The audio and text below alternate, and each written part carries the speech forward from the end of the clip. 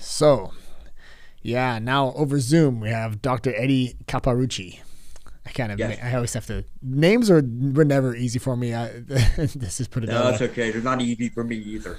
And you get a book that I dove into this morning. It's, it definitely, God, it just popped my interest right away because there's something that's in there that we're going to have to get to. But it's called Going Deeper: How the Inner Child Impacts Your Sexual Addiction. Yeah. So, Eddie, just because I know we have about an hour, Hmm. may I call you Eddie? It's Right. such an American thing to do, right? Just to go straight to the first name. But yeah, you have a topic here. How do we jump into this? Do I just ask you what's the inner child? It's such a big question, right? Because you talk a lot about this, Right. the inner child and how it drives us. Hmm. It's that's something I've never heard before. It it is a very in-depth and complex topic.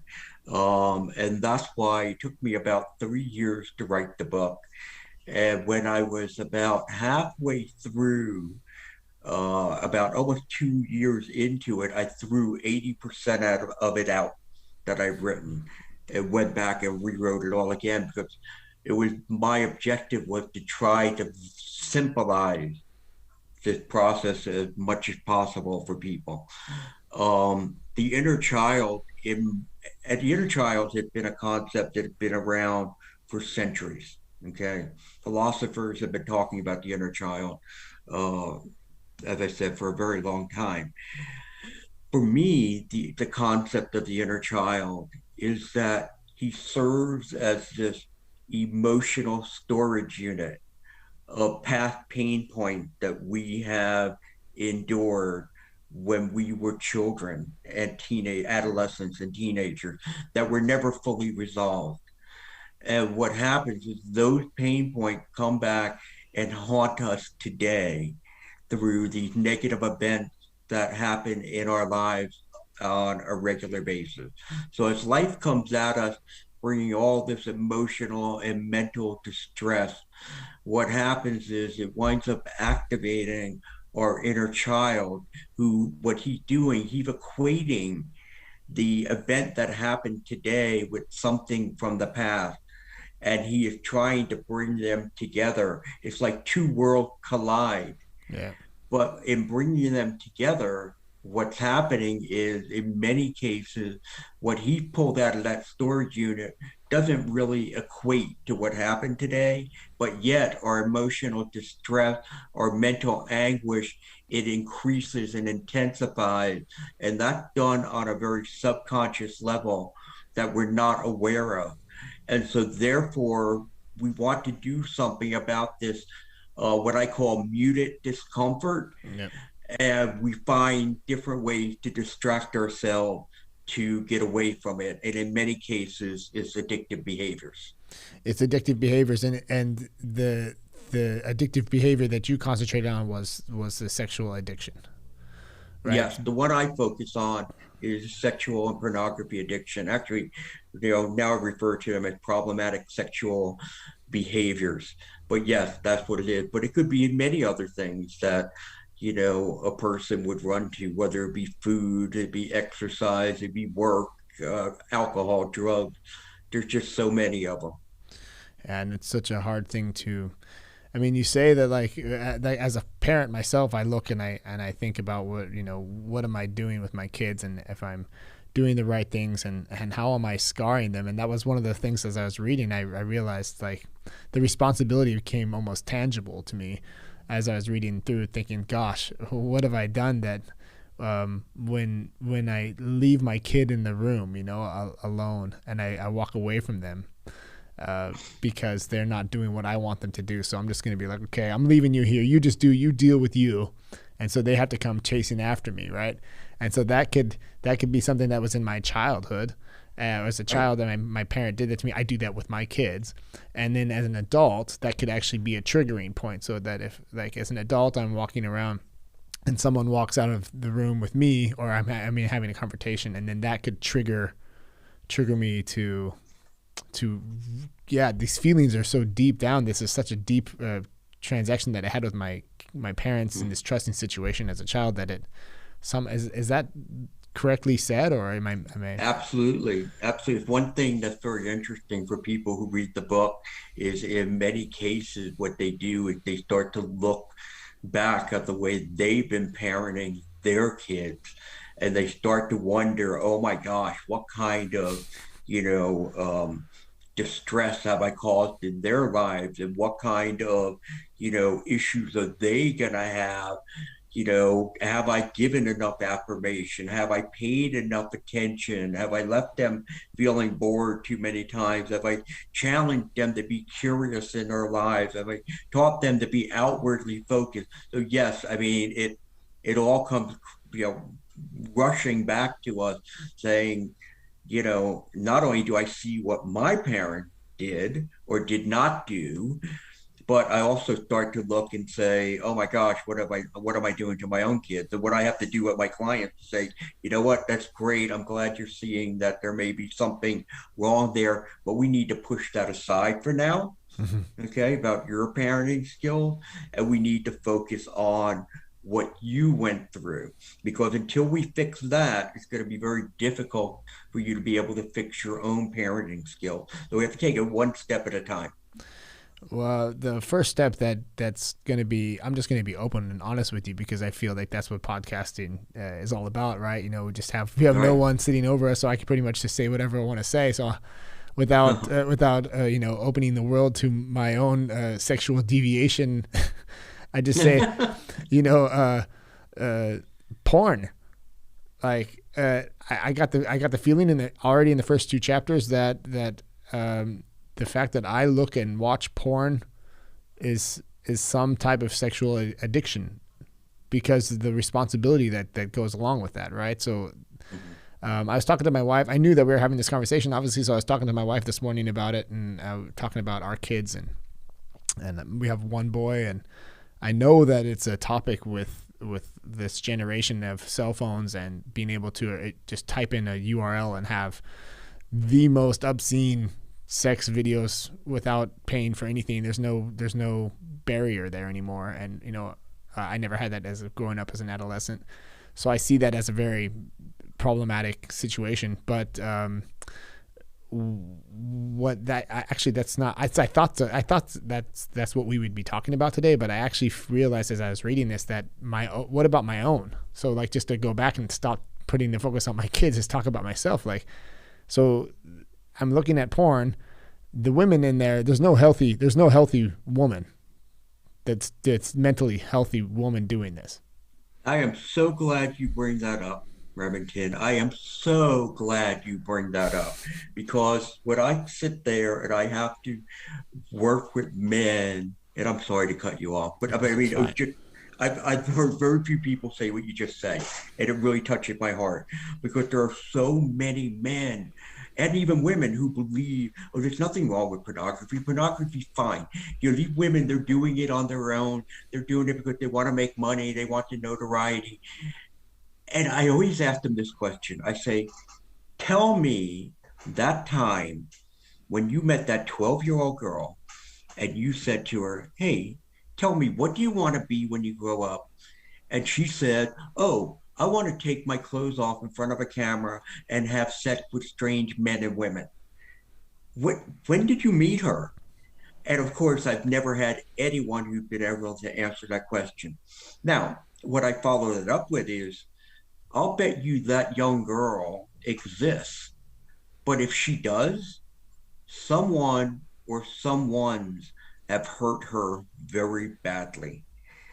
Because there's no reason why anyone who has strong self-worth, self-esteem, understands the dynamic of what sex is about, why they would ever want to engage in pornography. Yeah. So thank you for bringing that up.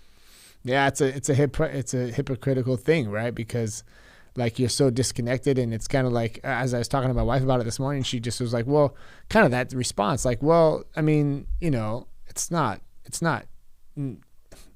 like saying, like, can I listen to Michael Jackson music? Can I still enjoy his music after knowing all the things that he did? It's like, For some people, it'd be very hard. yeah, I Some mean, people, it'd be hard. yeah, and it's like it's good music, but it's kind of Right. like now every time I hear Thriller, I think about him molesting children. Like it's just Yeah. it's kind of, it just ruined it for me, right? Hmm. But I don't know. It's just you're disconnected enough from the reality of it that you can morally just you can kind of create a moral gray area there somehow, you know. Right, you're right. That's exactly what people do. They just justify it. They'll make all kinds of, excuses for it. Yeah. Or there's some women who get drawn into pornography because they look at it as a way to make easy money. Yeah, they do. But then again, you have to wonder, okay, if that's the choice that you make for easy money, what does that say about your ability to, your drive and your self-worth and what you ultimately want to leave behind as a legacy in life? I Mm. mean, you're just focused on money and you want to do it the easy way. That, again, there's something wrong with the character that is there. And that's something that most likely happened in the early childhood development, and probably some trauma or neglect that is, part of it. And maybe some women even allowing themselves to be drawn in by men who know how to manipulate and know how to to hit those right buttons. So to say, before you know it, they're knee deep in porn, and they're like, "How did I wind up getting here? Yeah. This wasn't supposed to be my life, but now it is." Yeah, and that's something like if you're comfortable with if not, just please do say. But you did write in the book that you actually dealt with this yourself, I did. personally. I did. I've been a womanizer since I was 16. One girl was never enough. Always needed to have more. I developed a reputation of a skirt chaser, and the reason being for it, and I didn't find this out until I was almost 40 years old, when I finally got so disgusted with myself and ran through two marriages, blew through two marriages because of it, where I sat down and said, I got to go get help. And I did. And I found out what was at the core of the problem is an attachment disorder. There was the fear of abandonment that I had based on things that happened when I was younger. My father died when I was 5, Mm. and my mother had a nervous breakdown right after. So spent a year with a distant relative who I didn't even know who these people were. Mm. And then we came back together, our family collectively, my siblings and my mom, and she had another breakdown. And so therefore got sent out to other relatives Mm. for a shorter period of time. But nevertheless, what it did was instilled within me and my inner child that the people who love you will abandon you. The people who love you are not dependable. The people who love you are not reliable. So with that, not realizing that was at the core of me when it came to relationship, I had one foot in and one foot out. So Yeah. while this was a good relationship, I was always looking for something else because I just felt this wasn't going to last. That's Once I interesting. understood what that was all about and realized, well, you know what? Nobody's ever abandoned me. Nobody ever left me.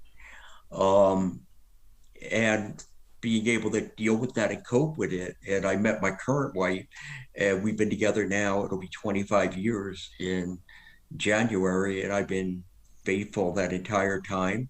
Shouldn't have to brag about it, Right. but it's the truth based on a guy who, for the first, 20 something years of dating or marriage, just couldn't be faithful.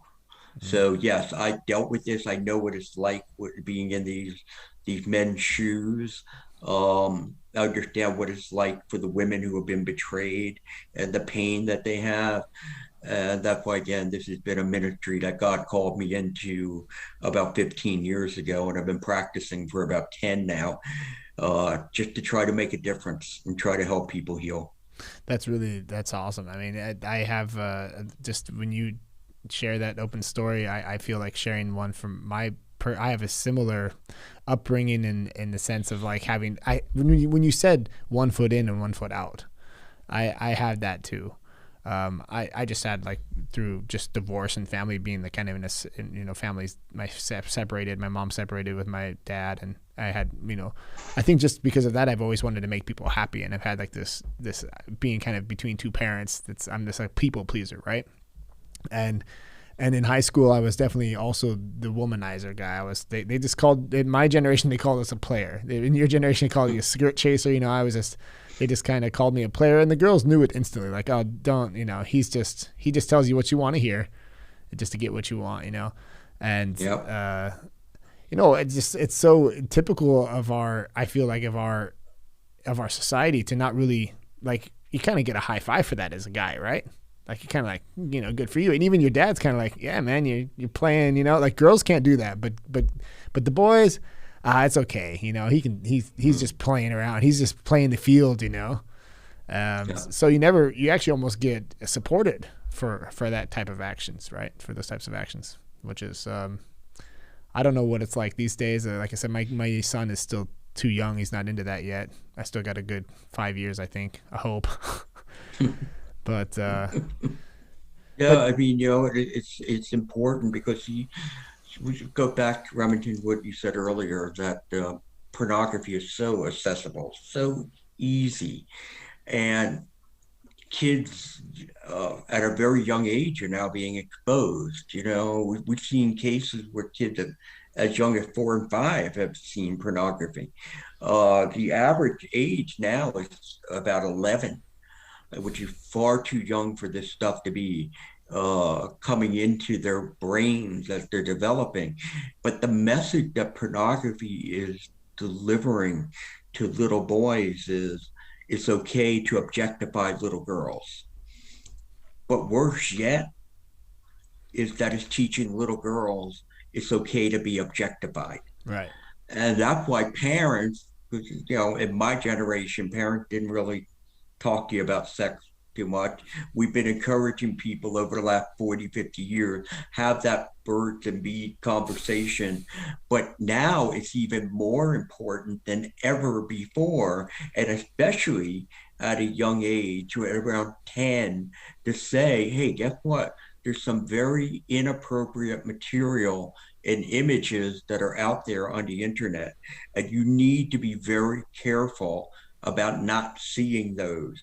And a parent to be responsible to put the blocking devices on all of a child's devices, tablets, phones, whatever, but also to be having the conversation, because even if they can't see it at home, there's a likelihood that when they get to school, somebody at school is going to show them something. right. And to encourage your kid, if you do see something, come and talk to me. You're not going to get in trouble. We're not going to, there's none of that, but I need you to know what you're seeing. And also putting tracking devices when you get to the point where you're doing a phone or a tablet, where you are able to see what are they texting, what phone calls are they getting, what apps are they downloading. In fact, I would actually encourage you to put up a password, or no, I'm not talking about you, I'm talking about parents in general, to put on a password that will not allow them to download an app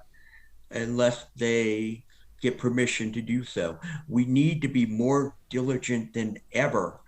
It used to be like, starting about 20 years ago, 30 years ago, we started talking to our kids more about strangers.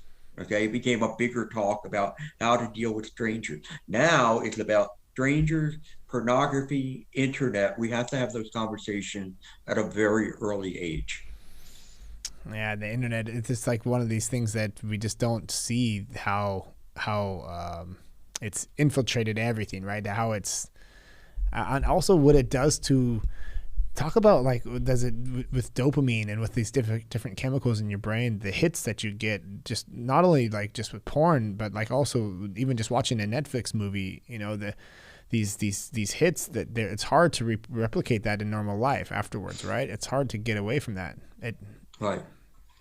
Yeah, because pornography, what it does is creates a stimulation in us.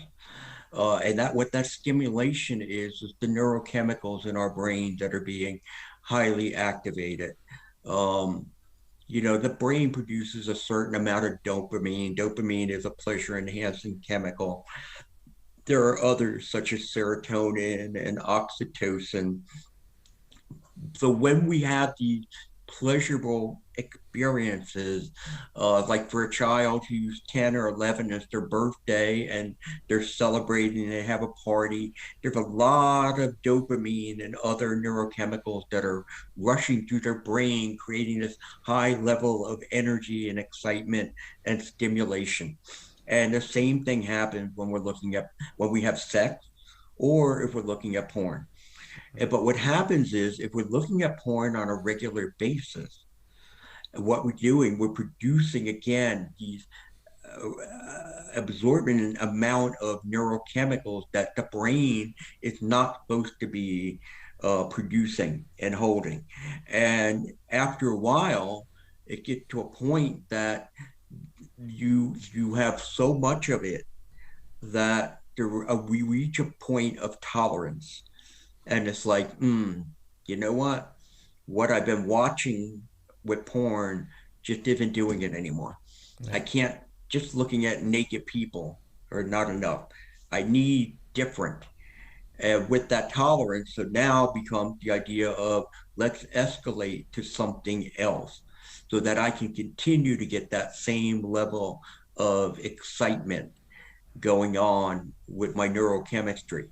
Yeah. And that escalation leads people to looking at different types of pornography that most people in mainstream would never even think about looking at. Yeah. Or what it does, it escalates their behavior beyond pornography.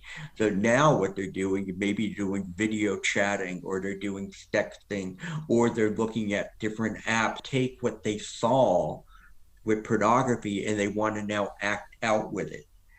So again, we see the escalation continue, and it just gets worse and worse until finally people wind up burning out over it.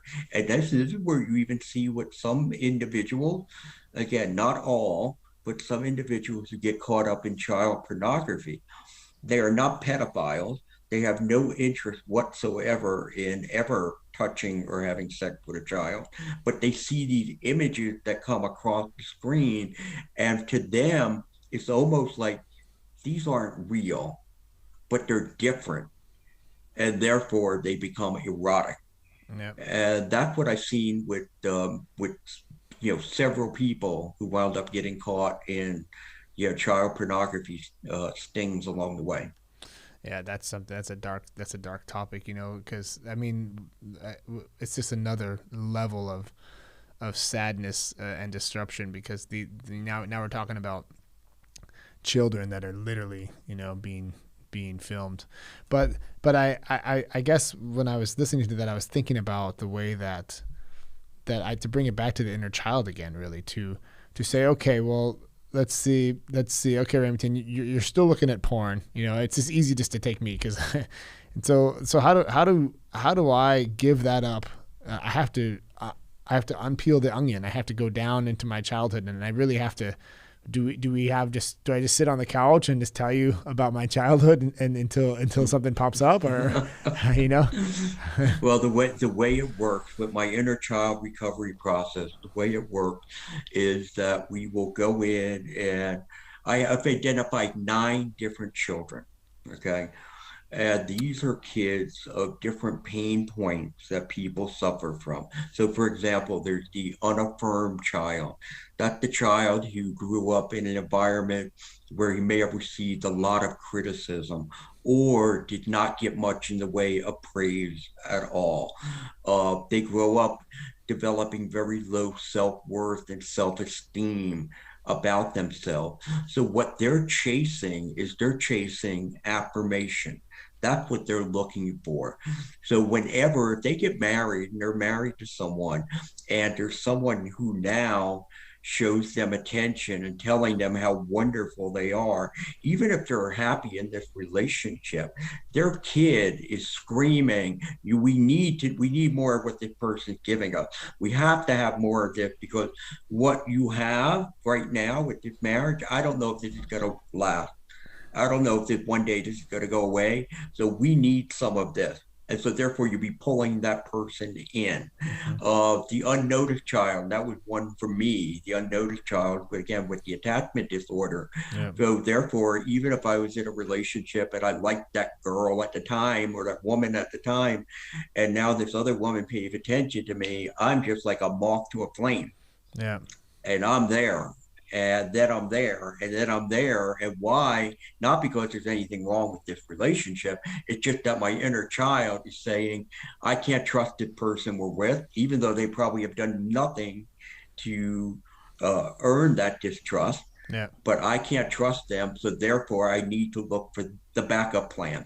Yeah. There is the need for control child who grew up in a very hectic environment and found out that, you know, when you're in an environment that you have no control, bad things happen to you. Mm. So now as an adult, they look to take control of everything. And when they can't control something, then what they're doing, they use pornography or some other sexual activity to distract themselves from it. Yeah. There's the entitled child, the child who, you know, felt unjustly accused. You know, I was the one who nobody ever paid attention to, unless they were calling me out on something. You know, I was always getting in trouble for something I didn't do. So therefore, for them, sex becomes that way of, I deserve this. I deserve this. So therefore, an argument with the wife, and it's like, okay, the heck with you, and boom, we're off and we're looking at pornography. So each of the nine have very unique and distinctive needs and pain points. So what we do is I ask men identify which of these nine do you resonate with most, and Yeah. most of them come up with anywhere between 4 and 6. Okay. And then when we rank them in order, and that's how we start the process. Yeah. I got it. So it's not just one. They just you have a mix. That's because humans have they are so multifaceted that it makes sense that you would have multiple. And these are driving us basically. I guess when these triggers happen, it causes us to try and take back control and when we try and take back this control that we didn't have as a child in one of these areas, it reveals itself in some type of addictive behavior. There's and yeah, I guess. Yeah, basically, Remington, what we're trying to do is we're trying to distract ourselves from the emotional discomfort that is associated with any of these children. Yeah. Like, for example, one is the bored child. The bored child is raised in an environment where there's very little positive interaction among family members. So therefore, you may be surrounded by even a large family, but you feel very isolated. You feel very alone. So now, as an adult, during those times when you feel that, you know what, life is boring or life lacks stimulation, porn or some other sort of sexual behavior may be the first thing that you run to. So it's all about the idea of how do I control or distract myself from the emotional distress that I'm feeling. Because none of this is about sex. Yeah. What it's about is the fact that I have these emotional distressors and I don't know what to do with them, because the common denominator with everyone who deals with addiction, and I don't care what addiction you're talking about, is they can't sit with emotional distress. Yeah. So they find something to distract themselves with it. Yeah. I mean, emotional distress it's tough, right? I mean, just to hit it head on, at first you have to even admit that there's something going on. Right. Yeah, I mean, nobody who wants to sit with emotional distress, who wants to sit there and touch the raw nerve. But yes, you're right. First and foremost, what we need to do is recognize it. And that's why the kids are important, because for 99% of the guys who come into my office to deal with these issues, they have no idea why. Why does sex have a stronghold on their life? And for me, that's the major question. Why do I think, feel, and act the way I do? Because if I know that, if I understand, that empowers me. Mm. Because now it's like, okay, I know why I want to run, but you know what? That's not a good reason for running. So let me slow everything down and let me work through the process of the inner child recovery process. Let's walk through the steps so that I now can be able to make a better decision. But we need to identify first and foremost what are the core emotional triggers that activate your child. And that's what happens with each of the 9 kids. There are a series of core emotional triggers that cause them to go into that storage unit and pull something out that looks very similar to what just happened today. And we need to understand what those are because before we're oblivious. We just don't know. We're just moving towards something that's going to give us a sense of gratification, a sense of relaxation, a sense of stimulation. Now, by being mindful, I don't just run anymore. I don't run. Yeah. Instead, I stop, I slow down, and I am now managing the addiction. I think of sometimes even my Amazon account, like just even like consuming, like if I go, if you're emotionally, if you're having a tough day or something, I don't know, or if you like if you work really hard, you think you deserve it, so then I can buy something, right? Like I earned that thing that I bought, or Right. the Absolutely. And the one thing you have to be cautious about when you go through and you start to identify, okay, what are the triggers that go with this addiction? And then it's like, okay, I got it figured out and now I know how to manage it. Well, you know what? Addiction can pop up somewhere else, such as spending or maybe too much food, too much internet, whatever it may be. We've got to make sure that we're applying it to all parts of our lives because usually a person who gets addicted usually have an addictive personality. mm, And because again, the bottom line there is we are runners. We yeah, want to run away from the discomfort. So therefore, again, being mindful on a regular basis. And mm, mindfulness is not an easy thing to do, yeah, but I need to be mindful several times a day. How am I doing? Especially in the areas of how am I doing mentally, emotionally, physically, and spiritually? How am I doing there?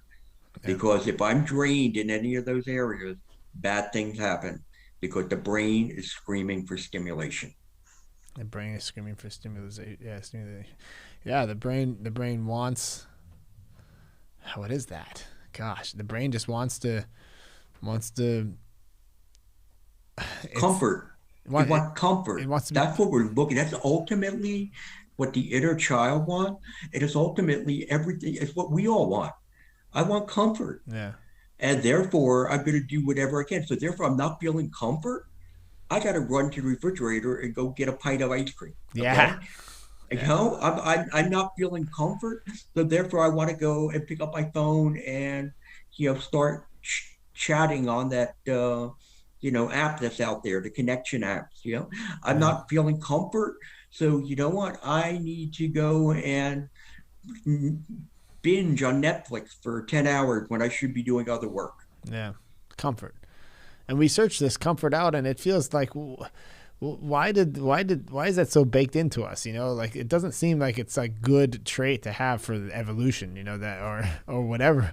That like we used to be in the cave, right? And we got out of the cave, and now we're into this modern society, but we still have like this deep urge to have comfort. I wonder if that's what saved us back in the day when we were being chased by saber-toothed tigers or something.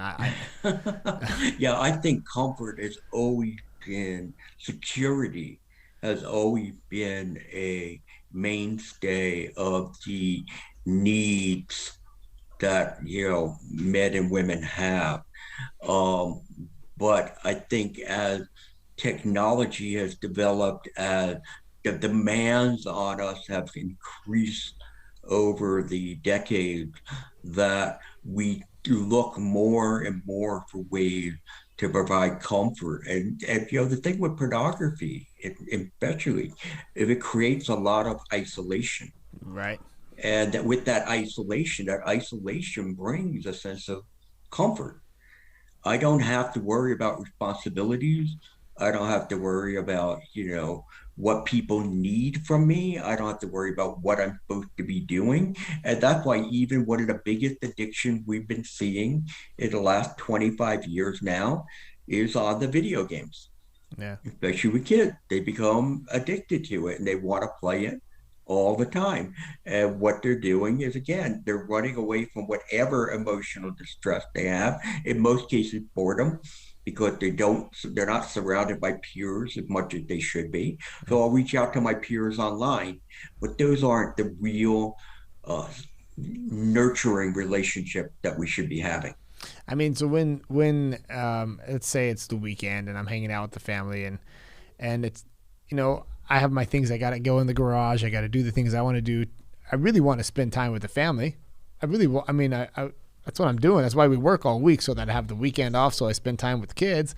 But when I'm out there when I'm not playing directly with the kids, what's the first thing that they kind of come up with? They play by themselves, amongst themselves a little bit, and then the next phase is let's watch some TV. Right. And again, because again, we tend to gravitate that way. There are way too many things in our life that cause distraction. And that's why we need to become very, very focused. So we go out there with the kids and we have in mind, here's the game plan of what we're going to do to have fun together, to socialize together, and to be able to feel like I'm replenishing myself from the busy week work that I've had. If you're going out there and just say, okay, we're just going and hang out and blah, blah, you're right. There's so many distractions that you may wind up finding yourself back in the garage doing something because they're having a good time. They seem to be doing well. And now you're like 45 minutes into this and that time with the kids is long gone. But again, what sits there, that's the lack of mindfulness.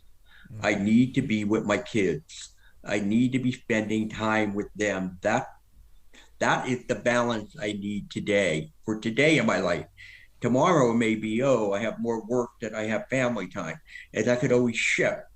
But at some point we have to always take a step back and saying, is my life balanced?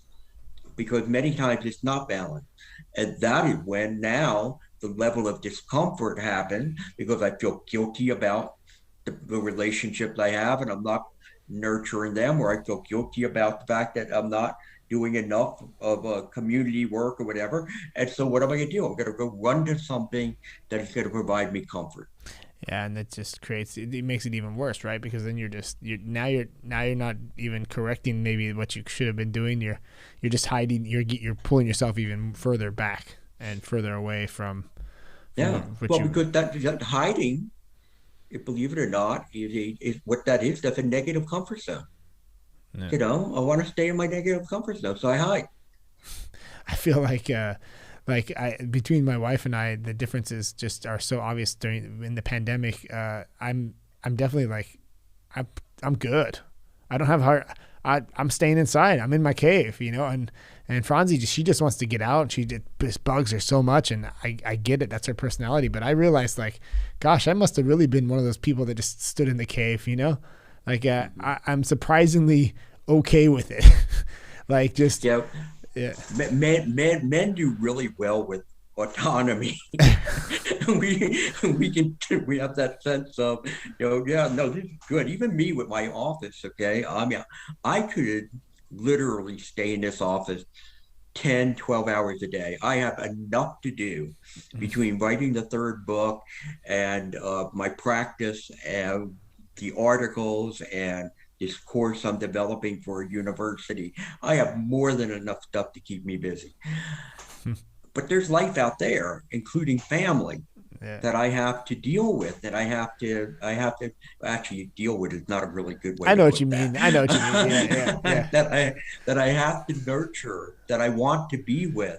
Yeah. So again, I have to call myself away and go do that. And every once in a while, because I may get too caught up here, my head is down and I'm running through life, that my wife comes in and pulls me by the ear and says, come on, I need you. Yeah. And, it's like that wake up call that I have to have, and we all have to have it.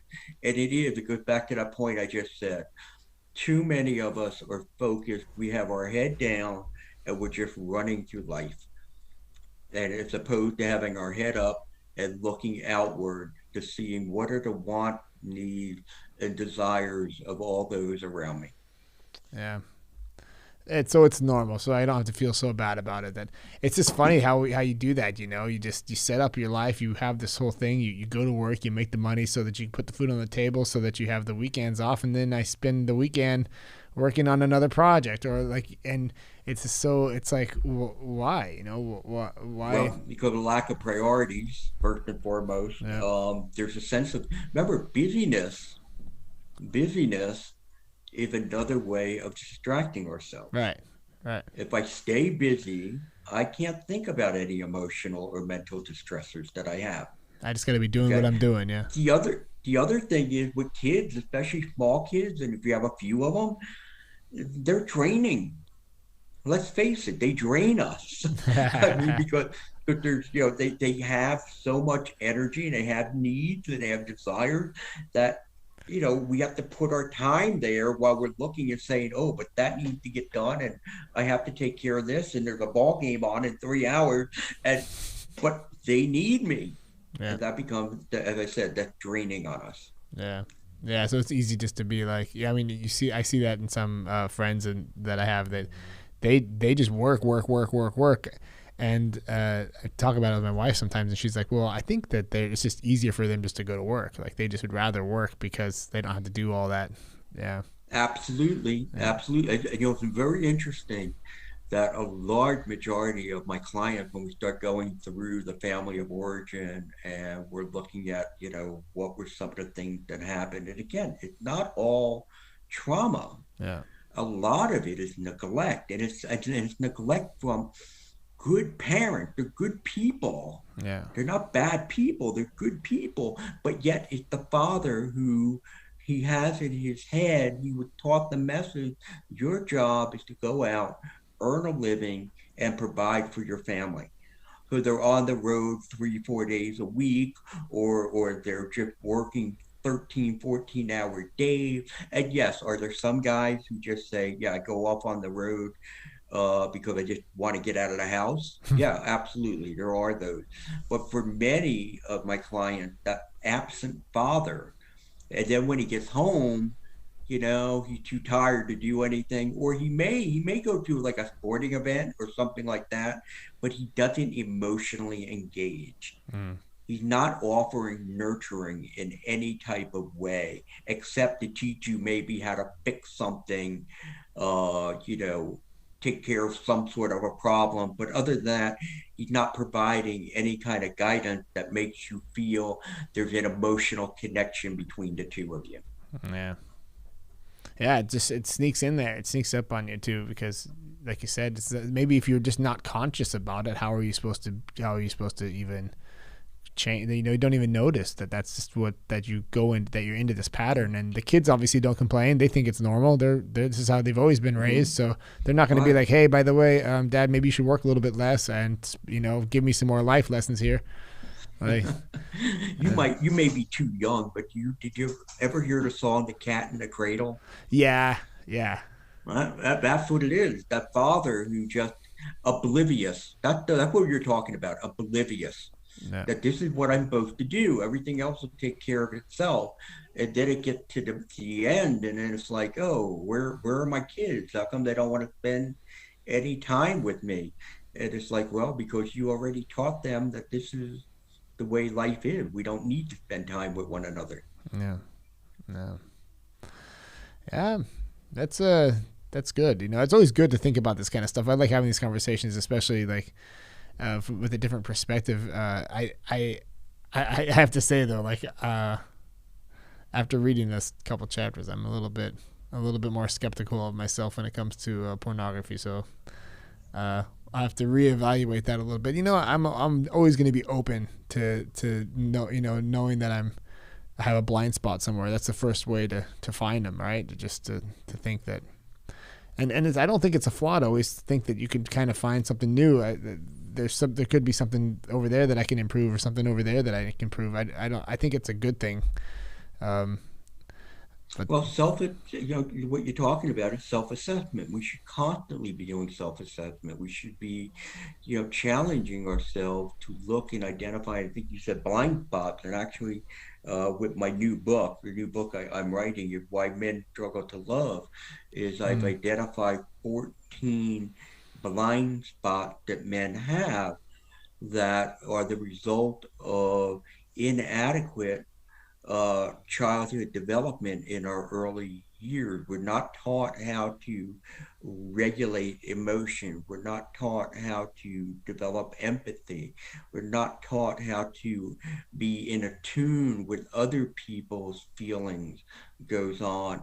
We're not taught how to bond in a healthy fashion. We don't see the model of what a true healthy, emotionally intimate relationship looks like. right, So therefore, we don't have the skill set. And as we get older, we struggle in our relationship. We struggle to love people. We think we know what love is, but in many cases, all it is we feel like, oh, if we're physical, then we are being loving. If I touch you and caress you, I show you how much I care. And if you do that to me, that is when I feel loved the most. But there's no emotional intimacy that's really there, or there's very little that we just take and sprinkle on. mm, And that winds up having our spouses or partner feel used. They yeah, feel like, I'm only here if you want me sexually, but you don't, want to be more emotionally bonded. It's not like we don't. We do. We just don't know what it is. yeah. It's We like you, crave emotional intimacy, but we wouldn't know if it hit us in the face. right, right, exactly. Like you don't know what you don't know, right? It's like, Correct. You don't know what you don't know. and it's hard And to we act. don't know a lot, Yeah. some of us. Yeah.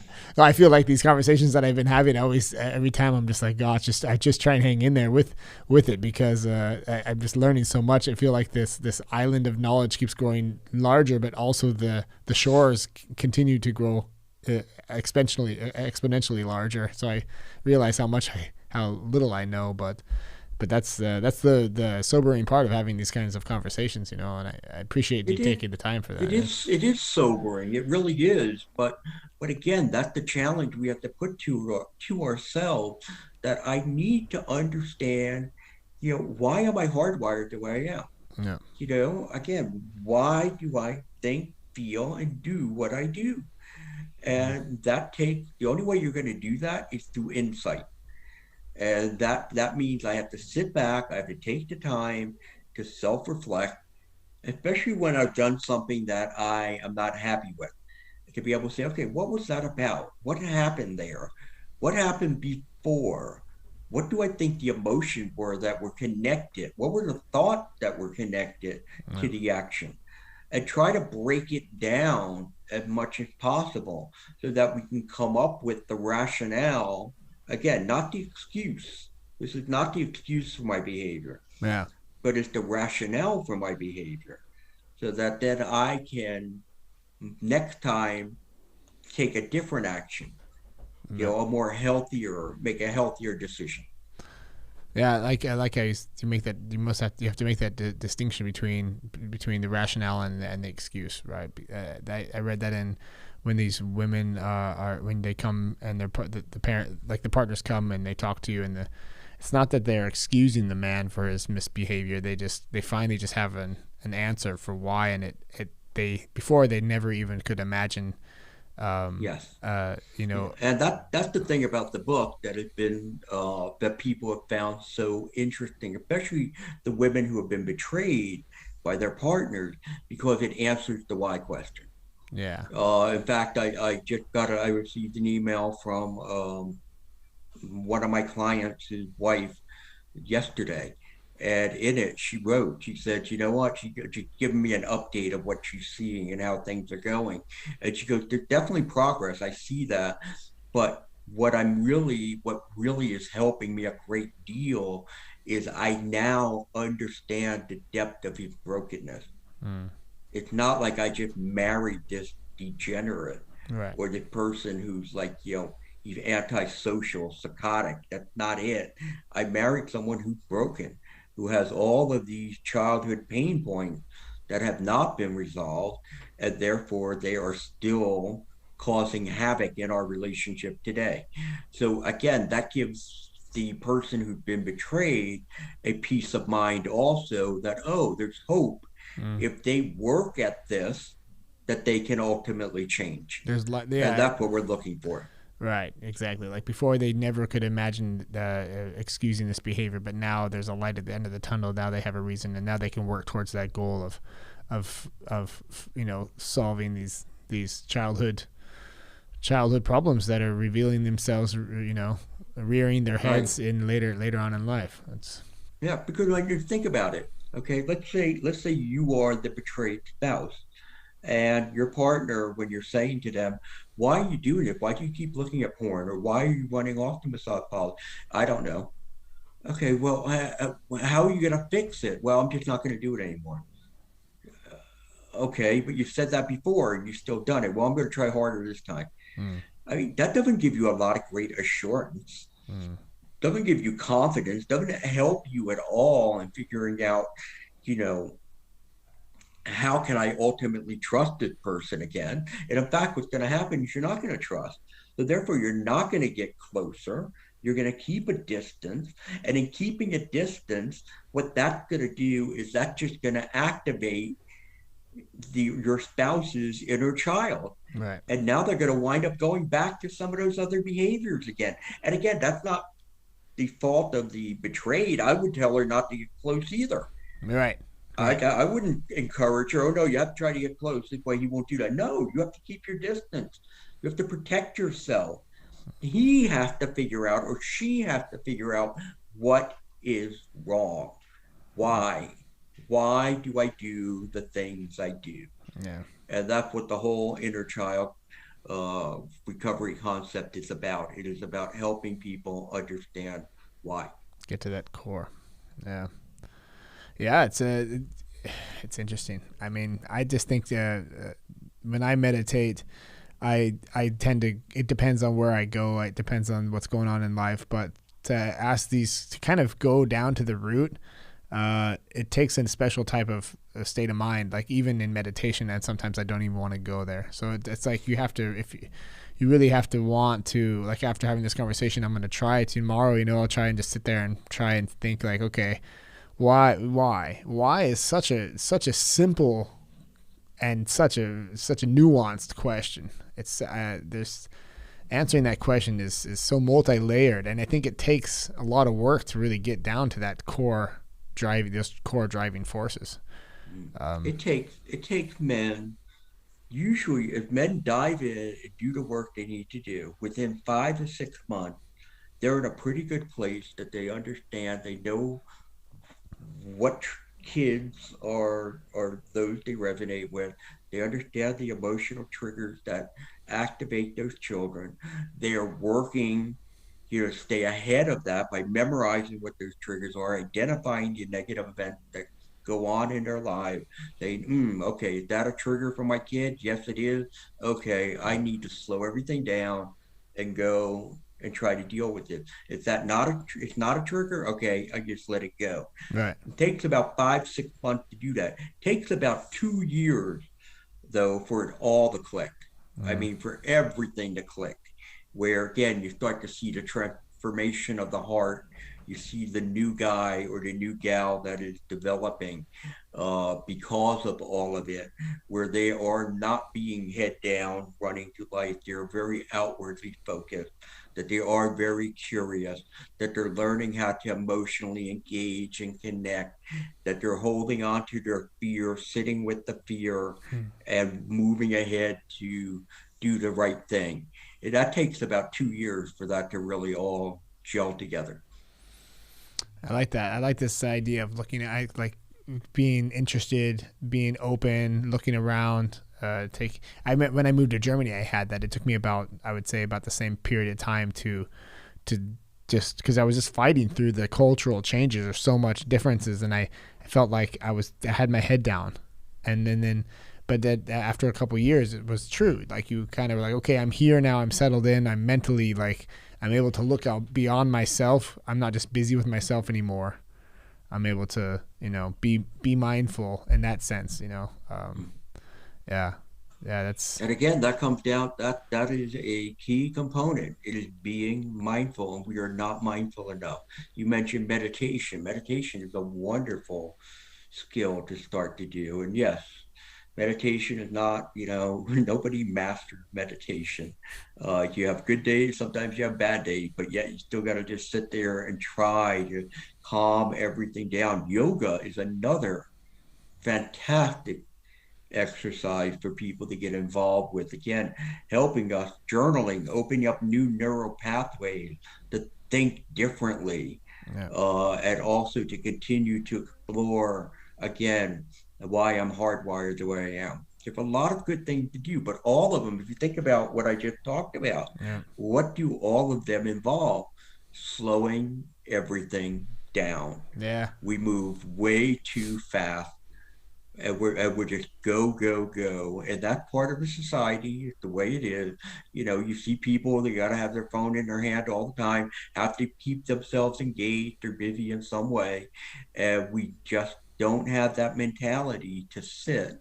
And in some cases, it's because sitting may bring along a sense of guilt that, oh, you know what, I'm not doing something, I'm not being productive, and that's counterproductive to who we are and the way we were created. yeah. Wise words, sir. Wise words. I think we're kind of reaching to the time limit here. You said, you mentioned you had another appointment, so Yeah. yeah. Good. I wish you all the best on your third book. You're currently in the process of writing it. Yeah.